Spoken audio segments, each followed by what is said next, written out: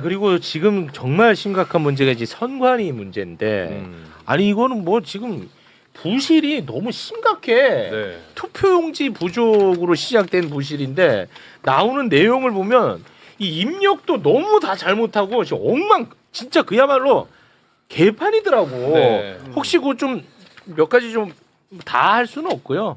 예, 혹시나 뭐 투표 득표수 입력 오류와 관련해서 좀 정리해 주실 수 있을까요? 네. 네. 일단 경기도 교육감 선거에서도요. 좀 말이 안 되는 지금 일이 벌어졌는데 심하더라고. 개표 결과를 잘못 입력을 했습니다. 네. 그러니까 성남시 중원구하고 또 그 광주시에서 교육감 선거 개표 결과를 잘못 입력을 했는데요. 성남시 중원구 금광이동 제3투표소에서 임태희 후보가 337표 그리고 안민석 후보가 368표를 얻었다라고 공표를 했거든요. 공표. 그런데 선관위가 나중에 전수 확인을 해보니까 뒤바뀐 거예요. 뒤바뀌었어. 임태희 후보가 368표, 안민석 후보가 333표가 나왔습니다. 반대로 입력을 했어. 그렇습니다. 그러니까 이게 좀 말이 안 되는 그런 상황이 발생을 한 거고요. 와. 그러니까 원래는 투표소에서 뭐 A형 투표 용지가 있고 B형 투표 A의 B형으로 나눠지는데 후보의 기호가 없으니까. 순서대로 입력을 해야 되는데 뭐 개표수 그 투표 용지대로 입력을 해버리는. 근데 그거는 상식적으로 말이 안 되는 사안이죠. 예. 심각해. 예, 매우 심각한 그런 사안입니다. 그 전북 교육감 선거에서는 1,107표가 그냥 누락돼 버리는. 근데 물론 이제 당락에는 뭐 영향을 끼치는 숫자는 아니라고 얘기를 합니다만. 근데 이게 누락이 된 사연이 그것도 말이 안 되는 거죠. 왜냐하면 3투표소에서 그 결과를 1투표소에 잘못 기재하는 맞아요. 굉장히 기초적인 이거는 오류거든요. 심각하더라고. 네, 심각하죠 이거는. 이렇게 허약할 수 있나 하는 생각도 들고, 야 앞으로 이거 뭐 불안해서 어떻게 투표를 해야 되나 그런 좀 걱정까지 드는데. 일단은 저희가 뭐 선관위구 구조에 대해서 몇 번 말씀을 드리지 않았습니까? 네, 이게 네. 완전 성역화될 수밖에 없는 다 판사들로 그쵸. 자기들끼리 맞아요. 감사도 못하게 하고 말이야.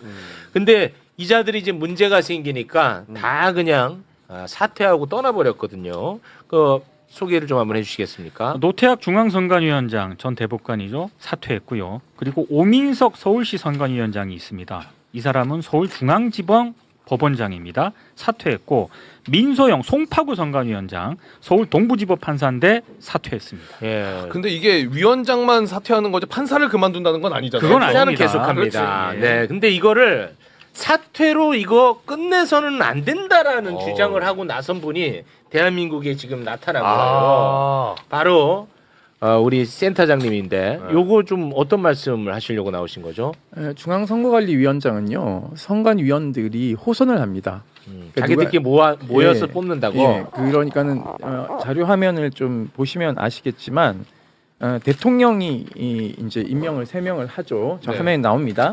그 다음에 국회에서 선출을 3명을 합니다. 그 다음에 대법원장이 지명을 3명 하도록 돼 있어요. 그래서 이 9분이 모여서 호선을 하는데 관례상 대법관이 위원장을 합니다.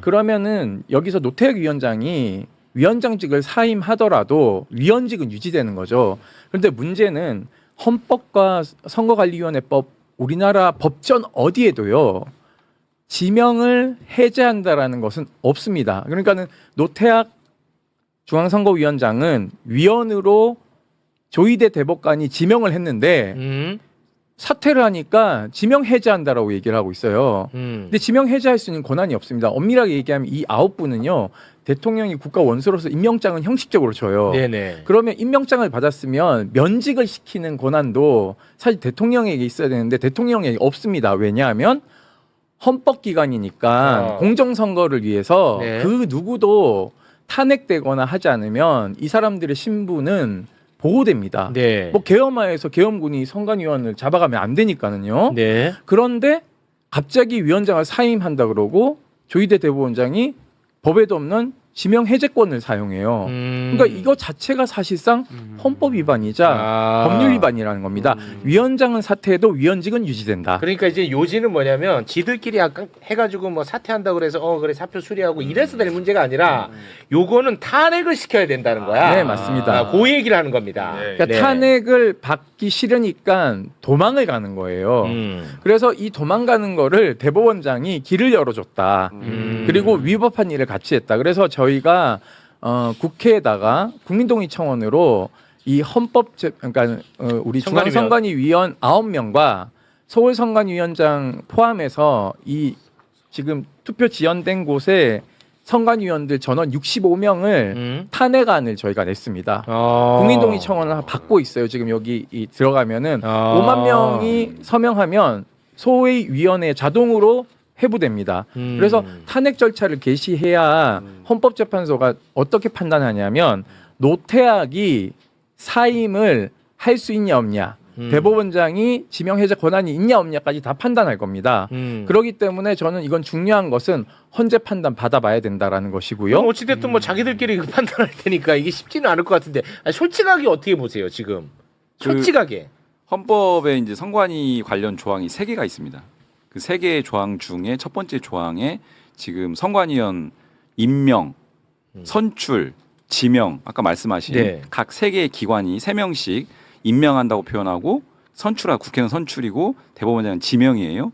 그리고 신분 보장이 됩니다. 네. 임기가 6년인데 6년 동안에는 탄핵이나 파면 이런 거에 의하지 않고서는 의사에 반해서 직을 박탈시킬 수가 없는 네. 신분 보장 대상인데 지금 말씀하신 거는 지명 해제라는 방식으로 말하자면 대법원장이 만약에 선관위원이 됐든 위원장의 지위를 박탈하는 셈이죠 말하자면. 그러니까 본인의 의사와 반하게 지위를 박탈하는 그 수단은 탄핵과 파면 이외에는 없는데 지명 해제라고 하는 있지도 않은 것으로 있지도 않은 권한을 행사해서 지위를 박탈하는 그런 꼴이거든요. 그건 맞는 것 같아. 그러면 진짜.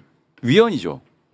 그러면 위헌이죠. 네. 근데 이제 여기서 논란이 되는 게 뭐냐면 이 사람이 자발적으로 사직을 했다, 사임을 했다 이러고 있어요. 네. 그러니까 통상 직장 다니다가 자기가 사직서 내면 사직서가 이제 수리 여부와 관계없이 사직서 내면 원래 법률적으로는 사직 의사 표시하면 그냥 그걸로 그 근로관계가 종료되거든요.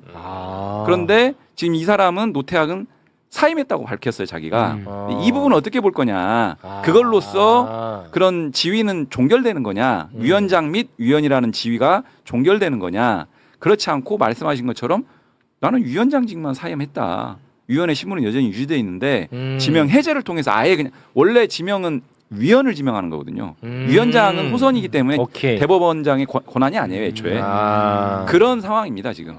그래서 법 해석이 필요하네. 해석이 필요한데 지명 해제라고 하는 그 내용을 실질적으로 행사했다라고 하면 이건 위헌이 맞습니다. 그래서 제가 이거 전직 헌법재판관님들 저도 생각을 못했던 지점인데. 네, 대단한 사람이에요. 전직 대법관님들한테 여쭤봤어요. 저희 이제 고문 중에 전직 대법관 2분 계시니까 대법원장이 지명 해제권은 없는데? 라고 얘기를 하시더라고요. 제가 맞죠? 라고 하니까 임 소장 말이 맞아 라고 얘기를 했고 전직 재판관님은 이거 헌법재판소 가서 반드시 다퉈야 된다.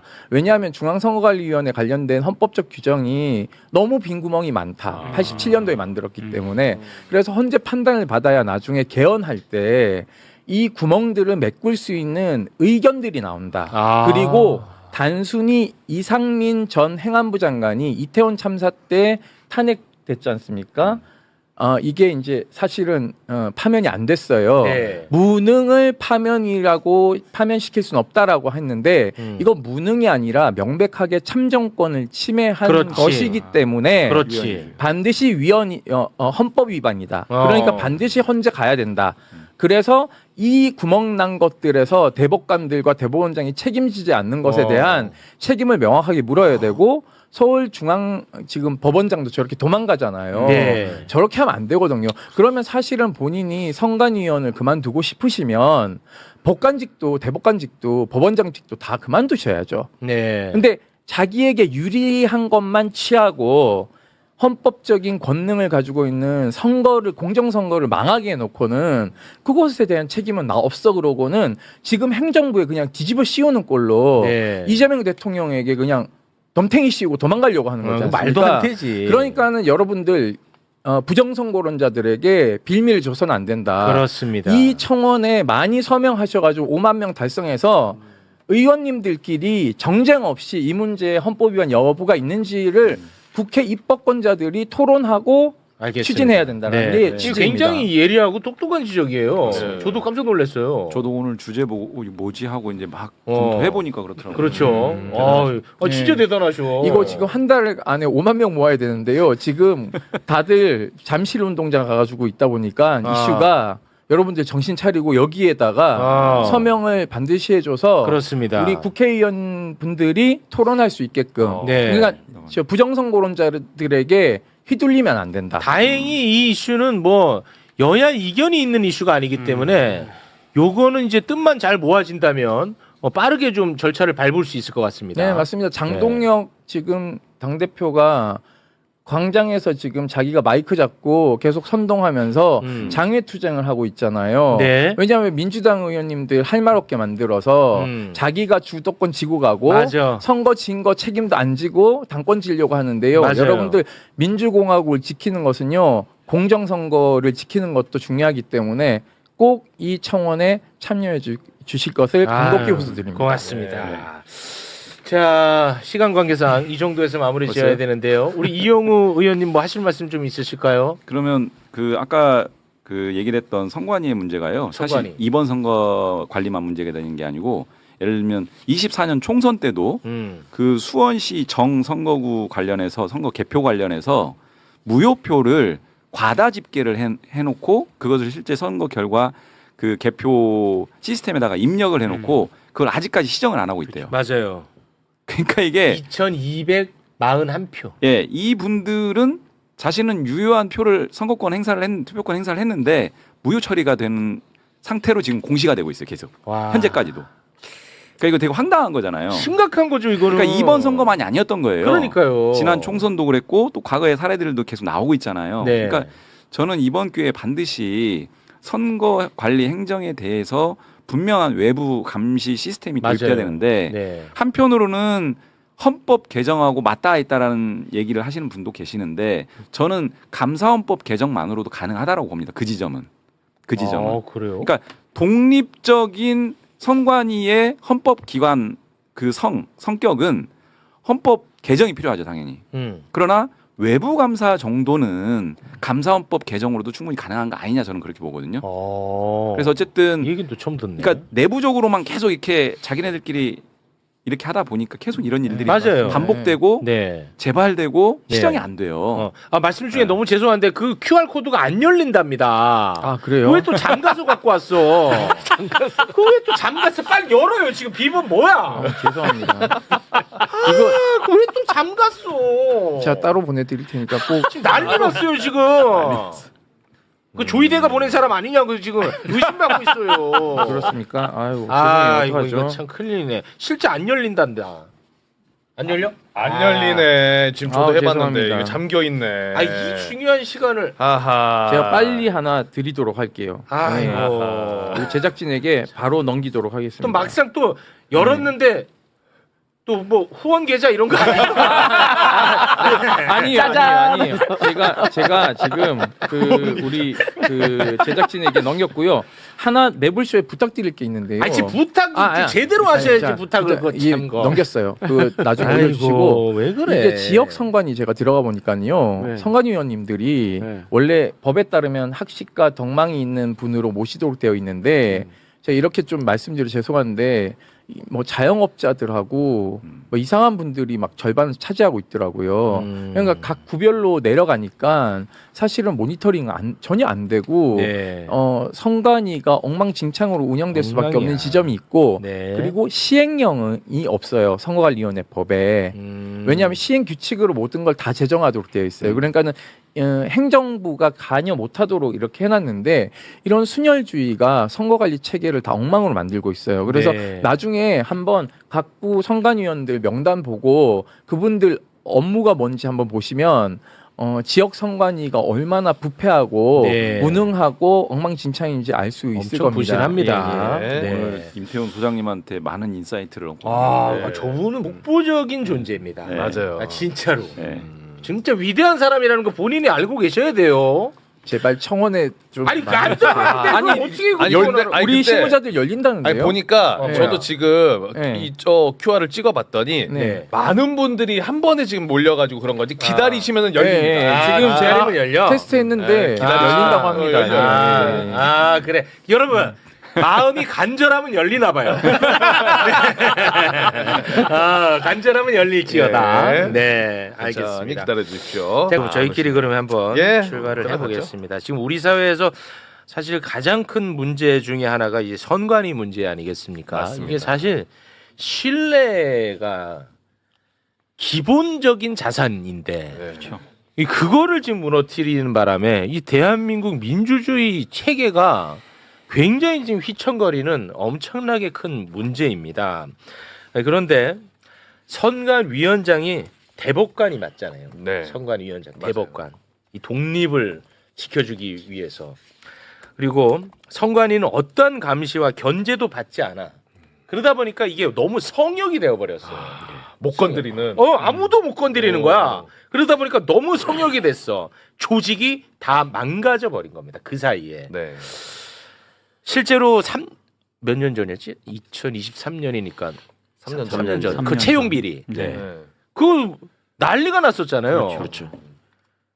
그게 아마 규정 위반으로 걸린 게 한 900건 가까이 됩니다. 그런데 관련 재판이 진행이 안 돼. 왜냐? 이게 다 지금 엮여 있잖아. 아까 선관위원장이 대법관이라고 했죠. 네. 근데 시도 선관위원장이 또 있을 거 아니야. 다 판사예요. 예. 다 판사야. 그 지역 판사. 그 네. 지역 판사. 네. 그래서 그런지는 모르겠지만 이 진행이 안 됩니다. 진행이. 그렇죠. 네. 그거 좀 정리를 좀 한번 해줄 수 있을까요? 아니 일단 그 2022년 대선 당시에 뭐 소쿠리 투표 논란도 불거졌었고요. 아니 그리고 진행 안 되는 거. 그거 하나 뽑아드렸는데. 네네.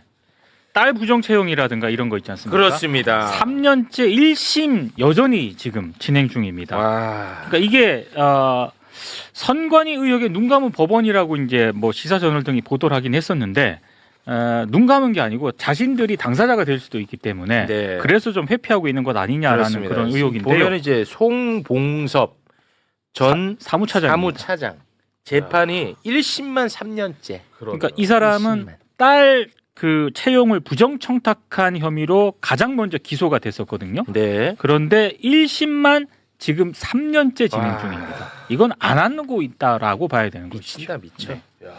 작년 1월에 준비 기일이 끝났고 1년 5개월 동안 재판이 3차례만 진행됐고 기일 변경 총 7차례. 와. 이 사람만 그런 거 아닙니다. 2024년 12월에 기소됐던 김세환 전 선관위 사무총장 1심만 1년 6개월째. 와. 어떻게 이럴 수가 있지? 이거는 사실 진짜 이게 뭐 문제가 있는 거 아닙니까? 어떻습니까? 우리 법조인 유일하시니까요. 말이 안 되는 네. 일이죠. 그냥 상식적으로 뭐 이거 뭐 법조인이라 아는 일입니까? 그리고 다른 건에서 공직자가 이런 식의 그 기관 내부에서 좀 보면 조직적으로 벌어진 일이었잖아요. 이게 네. 감사 결과를 보고 우리가 깜짝 놀랐는데 깜짝 놀랐잖아요. 예, 그거를 그 사회적 파장에 비춰봐가지고 그 뒤로도 특별히 언론의 조명도 받지도 않고 그 사이에 그냥 이 사람들은 이렇게 뭉개고 있었다. 근데 재판도 진행이 안 되더라. 네. 그렇죠. 게다가 지난 2월에는 헌재에서 선관위는 감사하면 안 돼라는 또 판단을 내리지 않았습니까? 헌재에서 예. 비리가 불거졌을 때 감사원이 감사를 하려고 했었는데 헌재가 선관위는 감사원의 직무감찰 대상이 아니다라고 판단을 합니다. 그러니까 완전히 이제 성역화됐고 완전히 지들 멋대로 하고 선거 기간에는 휴직하고 그렇죠. 기강이 다 무너지고 그렇죠. 그러다 보니까 이번에 그게 현실로 이제 사달이 난 게 아닌가 그렇게 봅니다. 그렇죠. 예. 감사원이 손 못 대는 데가 거의 유일한가요, 선관위가? 그렇죠. 감사원은 제도적으로 예, 감사원은 행정부 행정부 소속이니까. 네. 예.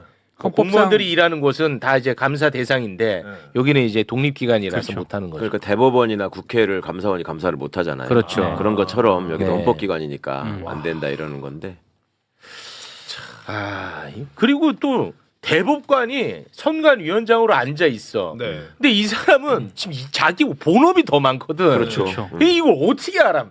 내가 볼 때 업무 파악도 안 될 거예요. 맞아요. 그렇죠. 정확히 보신 거예요. 그리고 네.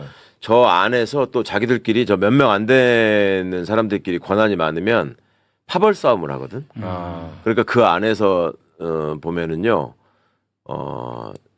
그 중요하게 말하자면 코어 일을 하는 사람이 중앙선관위원 총 9명인데 그 중에 한 분만 상임위입니다. 그러니까 상임위원 한 명하고 그다음에 사무총장 그 둘이가 파워 게임을 해요. 그리고 사무총장 밑에 차장들이 또 있거든. 네. 그러면 이제 이게 승진해서 올라갈 적에 제가 느끼기로는 예전에 그 제가 인사검증하고 이럴 때 자기들끼리 막 투서하고 이런 거를 보면 네.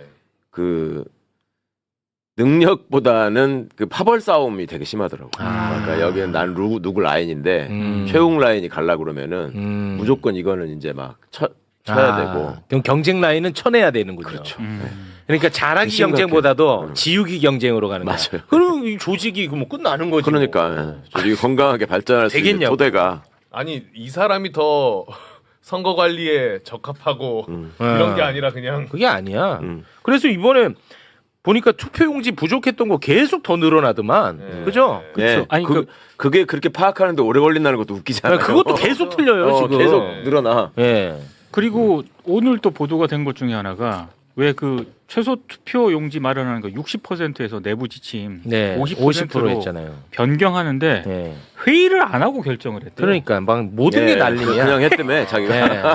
이게 뭐예요 대체? 지금 엉망입니다. 이 사람들 정말. 네. 그러면은 그 선관위원장 대법관이 하니까 업무 파악 안 된 상태에서 그냥 보고하는 대로 그래 그렇게 그렇죠. 약간 이런 이 사람이 이렇게 얘기하면은 그 말이 맞는가 보다. 그쵸. 저 사람이 이렇게 하면 또 그 말이 맞나 맞아요. 보다. 뭐 그렇겠죠. 제가 실제로 중앙선관위원장님한테 선관위 내부에 이러이런 문제가 있다는 얘기가 있으니 한번 파악을 해보시죠. 네. 이렇게 조언을 해드린 적도 있어요. 그랬더니 그분이 서로 말이 달라서 자기는 뭐 일주일에 한 번 갈까 말까. 지시를 못 내려 사실 뭘 알아야 모른다. 지시를 그렇죠. 내리지. 네, 네. 예. 말씀드리는 순간 김정한 변호사 나오셨습니다. 어서 오십시오. 네. 예, 늦어서 죄송합니다. 네. 아니 그렇게 바쁘게 사는데 어떻게 계속 살이 쪄요? 아니, 전주에서 10시 반 재판이었는데 전주에서 서울까지 3시간이면 올 거라는 저의 상식이 잘못됐다는 걸 깨닫고. 상식 팩트 체크 좀 하세요. 네, 그렇습니다. 이 선관위 어떻게 할 거예요, 이거? 그러니까요. 사표는 왜 대법원장한테 냈을까요? 그거부터 잘못된 것 같은데요. 맞아요. 네. 왜냐하면 이제 대법원장한테 냈다는 게 본인이 어떤 대법관의 지위를 생각한 건데 사실은 그 법상으로 중앙선거관리위원장은 호선하도록 돼 있거든요. 호선? 호선이기 때문에 그 윗사람이 없잖아요. 네. 중앙선거관리위원회를 대상으로 내는 게 맞죠. 예, 그래서 기관은 내야 되는 거죠. 위원회에서 그것을 이제 수리하는 것이 맞는데 대법원장한테 내는 것 자체도 법적으로 그러니까 잘못 이게 슬픈 게 판단한 것 뭐냐면 같아요. 저도 그 말씀 드리고 싶었는데 대법관이잖아요, 이분이. 네. 그러면 헌법 체계에서 중앙선관위가 어떻게 됐고 자기 위치가 어딘지를 제일 잘 알아야 되는 사람이에요. 네, 네. 그런데 이 사람 머릿속에 뭐가 있냐면 자기는- 대법원장이 나를 예. 그러니까 대법관이 13명이 있잖아요. 네. 그중에 한 명을 이렇게 당신이 가서 중앙선관위원장 하세요라고 대법원장이 지목하는 거거든. 네. 그러니까 내가 거기다 갖다 내야지. 맞아. 내 인사권자로 그러니까 그 대법원장한테 내는 것부터 벌써 이게 뭔가 잘못 생각하고 있구나. 아예 중앙선거관리위원회에서 판단을 잘못하고 있구나 이런 생각이 들더라고요. 그 혹시 우리 변호사님은 네. 이게 굉장히 문제잖아요. 지금 선관위 체계 자체가 너무 문제죠. 예, 그래서 지금 다 망가졌고 그 문제가 이번에 폭발된 거잖아요. 네, 그렇습니다.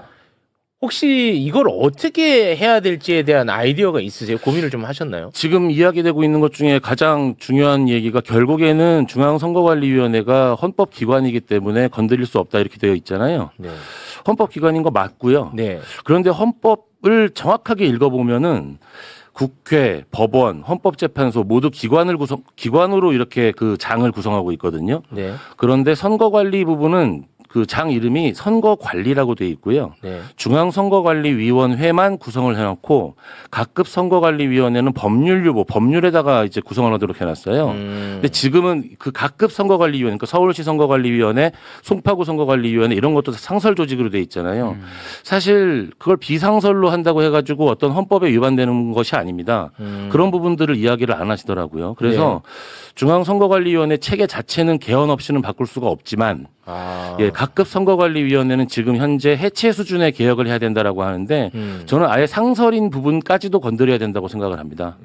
지금 상설로 둘 필요가 없다라는 말씀을 드리는 거죠. 그것이 헌법에 반하지 않습니다. 그러니까 장이라고 아까 말씀하신 게 헷갈리실까봐 그러는데 헤드라는 말이 아니고 챕터. 네. 헌법상의 1장, 2장 네네네. 있잖아요. 여기 선관위를 규정한 장에 보면 중앙선관위를 둬야 된다는 건 헌법상 명확한데 그건 있고 밑에 이제 하부 조직 있잖아요. 네. 아까 말씀한 우리가 판사들이 다 위원장이라고 네네네. 시군구까지 있거든. 네. 이거는 법률로 정하게 돼 있어서 얼마든지 이거는 할 수 있다. 그럼 이제 법률로 바꿔서 네. 지금 상설을 네.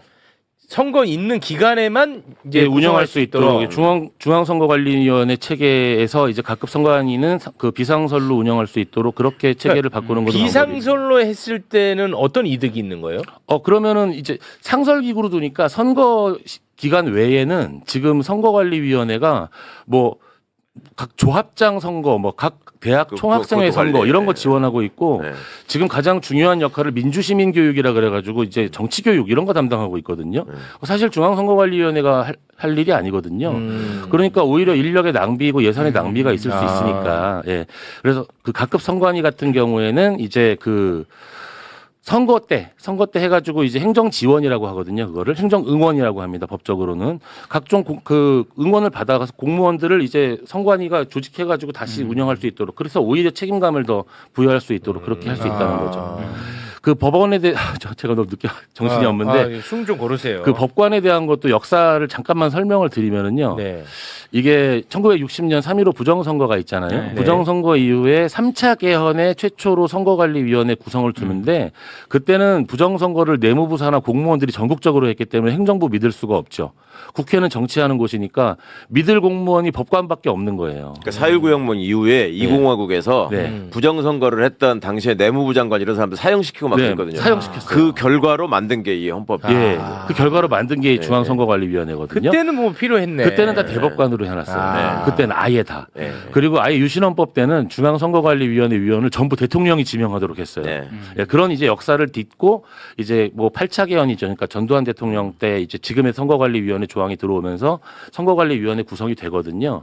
구성이 되는데 이 대한민국 헌법이 선거와 관련돼 가지고는 굉장히 그 가장 중요한 부분이다라고 헌법에 규정을 둔 것이 오히려 이제 기관의 무사한 일을 낳아버렸죠. 네.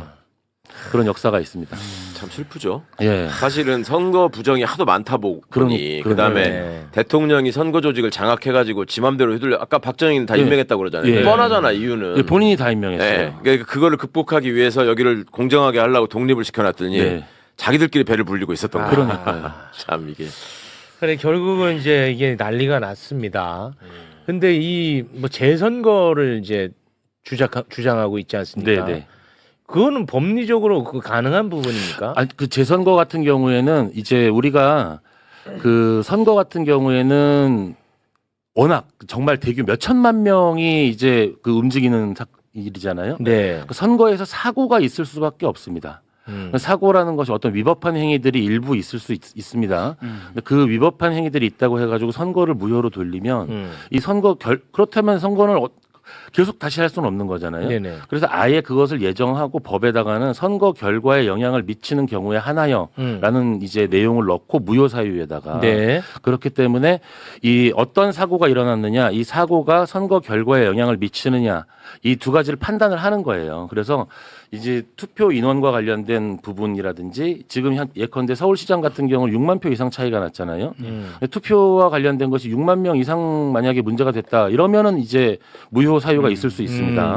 그런데 지금 그 구의원, 시의원 같은 경우는 실제로 일부 무효 선언을 하고 지금 선거를 다시 할 수도 있어요. 계산을 해보고. 하지만 이제 이런 대규모의 광역지방자치단체 선거 이런 경우에는 지금 현재 재선거를 하기는 쉽지 않죠. 아, 그거는 그러면 누가 결정하는 거예요? 그거는 이제 현재 선거 소청이 들어간 걸로 알고 있고요. 네. 선거 소청이라는 거는 선관위에서 다시 한번 판단을 해보는 건데 선관위에서. 그 소청 결과에 대해 불복하면 법원으로 가거든요. 아. 네, 법원에서 이거를 다시 실제로 그 투표 불복의 주체는 누구예요? 그 선거 소청을 제기한 사람들이죠. 아, 제기한. 그러니까 지금 선거 소청은 선거인 또는 정당 그리고 또는 이제 뭐 당선의 효력에 문제를 삼는 사람들이 이제 할 수 있는데 네. 이미 선거인 단위에서 선거인이라는 건 내가 투표를 유권자. 해야 되는 사람이잖아요. 유권자. 예, 유권자 입장에서 이미 소청을 제기한 것으로 알고 있기 때문에 네. 그 절차가 진행이 되겠죠. 그러니까 아. 선관위에서 이걸 받았고 네. 검토했는데 아 이거 재선거 사유가 안 된다라고 결정했는데 난 그거 못 받아들이겠다 하면 법원으로 예, 간다. 법원으로 가는 선거 소송 같은 경우는 이게 워낙 그 빠른 시간 내에 처리를 해야 되는 문제이기 때문에 다른 재판과 달리 바로 대법원으로 가버려요 그냥. 네. 그 대법원에 가가지고 그 대법원에서 실제로 그 투표된 용지라든지 이런 것들을 한 번에 다 검수를 하는 그런 과정이 있더라고요. 아, 바로 대법원으로 가요? 네네네. 선거 소송은 일시 그러면 그 다 단심으로. 노태학과 친구들인데 야 이거 재선거 안 가겠네 그거. 예. 아 근데 이제 워낙 이 예민한 사안이니까 그런 투표 검수를 그냥 판사들만 하는 게 아니고요. 여러 사람들이 보는 앞에서 그 투표 검수를 실제로 선거 소송이 걸렸을 때 그 투표 검수를 했던 이제 그 판사 하고 있는 친구가 얘기를 해주더라고요. 그게 엄청난 작업이라 그러더라고요. 네. 다 투표 해야 돼, 문제를 새로. 다 가져와가지고 여러 사람들이 보는 앞에서 다 일일이 다시 한 번씩 다 검수를 한대요. 아, 네, 네. 그래서 황교안이 부정선거 주장할 때 네. 그 확실한 반론으로 대법원에서 이루어졌던 선거소송의 결과 심리 과정 이런 것들 제시한 바가 있죠. 네. 다 다시 셌다. 네. 네. 네. 다 다시 셉니다. 그 한번 그 방송 준비하면서 그 봤어요 그거. 네. 그 선고 내용. 네네. 어마어마하더라고 그렇죠. 내용이. 어마어마해요. 네. 그래서 나는 이제 그때 얼마나 이 부정선거 음모론이 얼마나 허황된지 그때 제가 이제 체감을 했거든요. 그렇죠. 예. 네. 그냥 부정선거 음모론이야 나 이렇게 하지 않고 그걸 제가 봤어요 예, 또. 예. 맞아요. 이게 제도 설계 자체가 사람을 불신하는 것으로 이제 부정선거와 관련돼 가지고 워낙 대한민국은 그동안 의혹이 많았기 때문에 네. 그 제도 하나하나에 다 참관인이 들어가고 모든 장면을 다시 그 촬영하도록 되어 있고 하기 때문에 그 과정에서 있을 수는 없죠. 네. 부정선거가. 근데 뭐 부실 선거는 확실합니다. 네, 맞습니다. 부실 선거는 확실하고 예. 그 때문에 이제 그 참정권 회복 차원에서 이제 시위가 계속되고 있습니다. 또 다시 한번 또 이거 꼬투리 잡을까봐 말씀드리는데 저는 적극적으로 지지한다 그랬습니다. 네네네. 네, 분명히 말씀드렸습니다. 하지만 그 와중에 문제 사람들이 섞여 들어가고 있어요. 거기에 경찰을 향해서 모욕하고 조롱하고 중국인이라고 또. 아, 이게 사실 이게 폭력이거든요. 심지어 이 폭력은 공권력을 향한 폭력이기 때문에 어마어마한 많은 범죄라고 봅니다. 심지어 감금을 시켜버립니다. 영상 잠깐 짧게 준비를 해놨는데 한번 보고 오겠습니다. 이게 뭔데요? 왜 아무도 안 연락이 안 와요? 아무도 안 통해요, 뭐야? 아니, 이거 경찰 맞아요? 말투가 왜 그래요? 장관 누구냐고? 관전상령 잘해요. 관전상령. 이거 아니 뭐야? 아니 왜? 장난감 전화. 장난감 전화. 아, 그거 좀 웃게 하세요. 어딘데요? 그 아니 말 좀 하시다가 이제 무관성이 들어갔어요.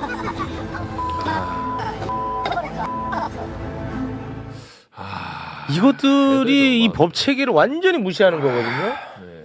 요것들이 그겁니다. 그렇죠. 근데 언론은 뭐 요거보다는 나에 대해서 더 관심이 많아서 난 좀 속상한데 이것들 이거 좀 어떻게 좀 처벌 안 됩니까? 범죄죠, 범죄. 범죄잖아요, 이거는. 과거에 그 정말 뭐 이런 얘기가 좀 그렇지만 사실은 저런 부분들에 있어서 해산시킬 때 예전에는 경찰이 물대포를 쐈거든요. 그거 안 근데 물대포 되죠. 쏘는 것도 네. 위헌 결정이 났어요. 그렇습니다. 안 되죠. 그런 그건 것도 안 안 되는 걸로 다 나오고 이제는 굉장히 저는 해산시키는 자체도 굉장히 좀 힘들어지고 그런 부분들이 있지요. 아니 근데 처음에 이건 저런 장면을 경찰관한테 중국 사람이죠 하는 그 장면을 본 게 제 기억으로는 한남동에서 윤석열이 집 앞에서 저기 하던 사람들 네. 체포 전에 예. 그때 그 어떤 여성분이 경찰관한테 중국 사람이죠. 그러니까 대한민국 경찰관은 대한민국 사람만 할 수 있습니다. 이렇게 얘기하니까 중국 놈이 한국말도 잘하네. 네.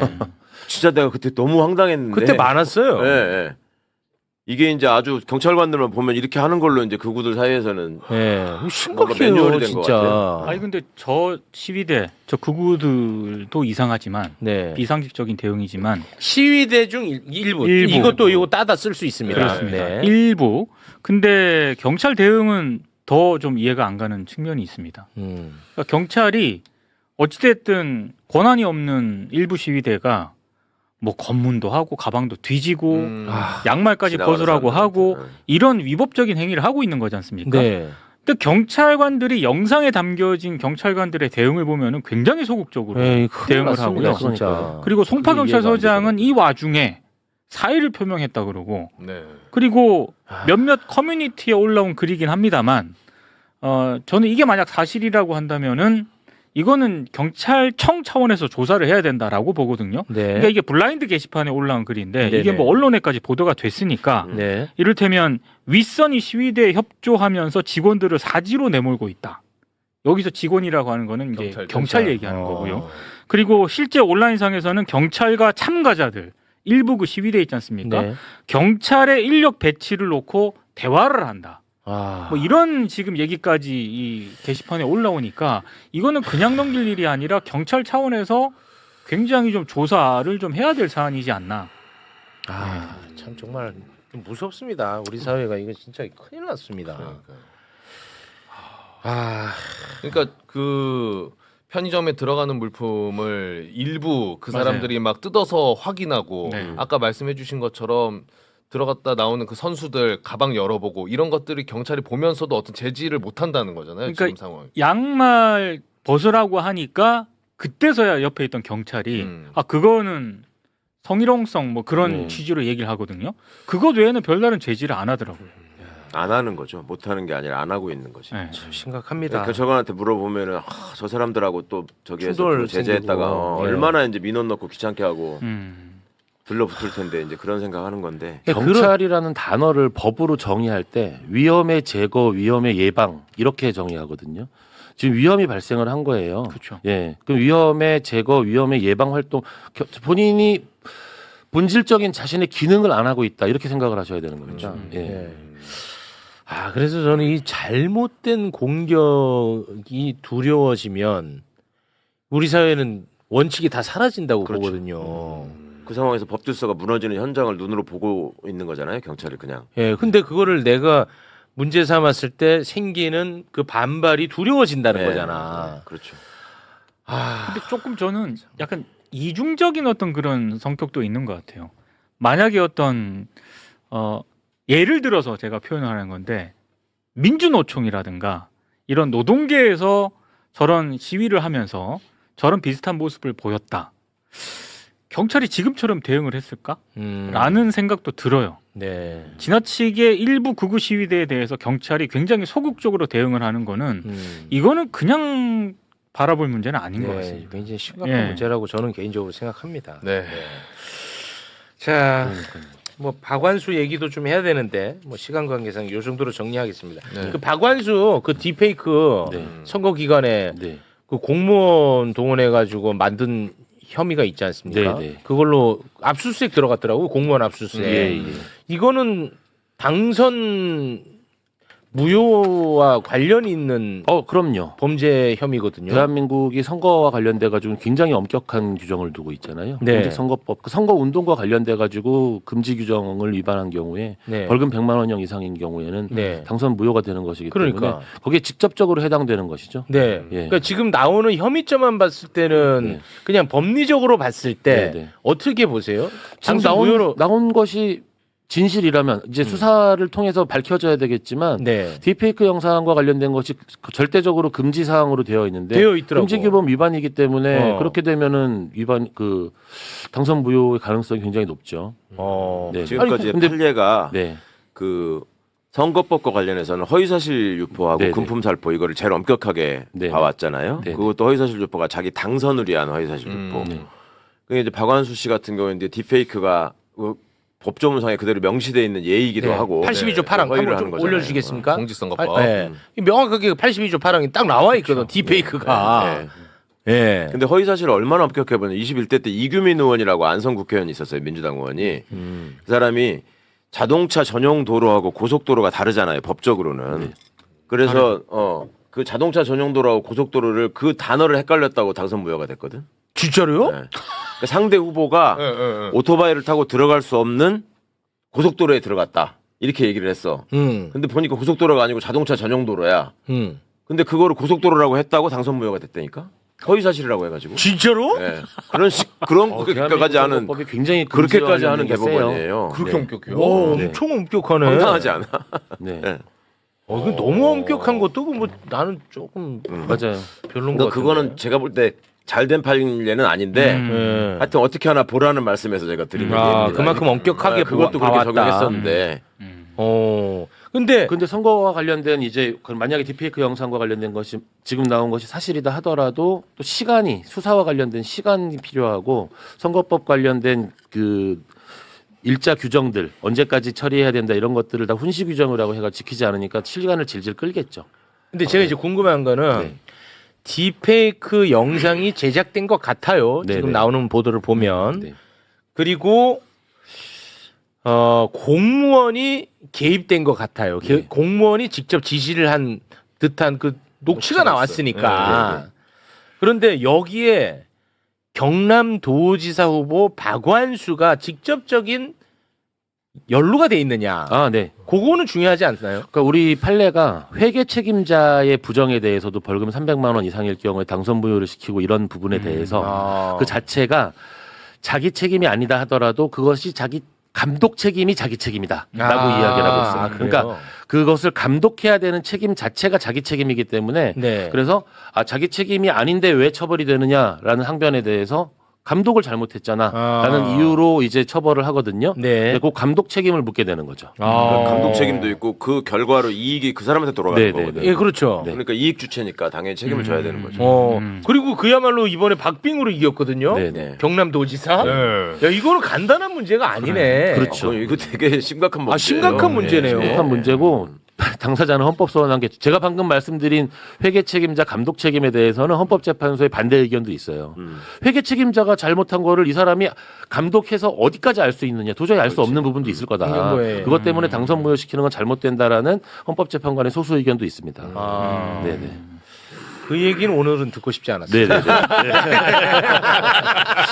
네네. 모르고 싶은 권리 지켜주시기 바라겠습니다. 네. 이거는 간단한 문제가 아니야. 그러니까요. 왜 경남도지사 박완수 당선자. 그렇죠. 이건 취소가 될 수 있대. 그렇죠. 이게 또 한 건이 또 이제 서울시장 당선된 그 오세훈이 그렇죠. 그 명태균 관련해서 지금 재판받고 있거든요. 예. 그것도 간단한 사건 아니거든요. 이미 존재하던 사법 리스크잖아요. 예. 당연히 그거는 이제 재판이 정상적으로 진행이 돼야죠. 그 네. 재판 그거 알고 나온 거니까. 오늘도 뭐 재판 받았어요. 네네. 예. 막 특검을 세게 막 비난하면서 들어가던데요. 특검을 막 비난하더라고. 예. 오세훈이가. 쫄았다는 거죠. 뭐. 알겠습니다.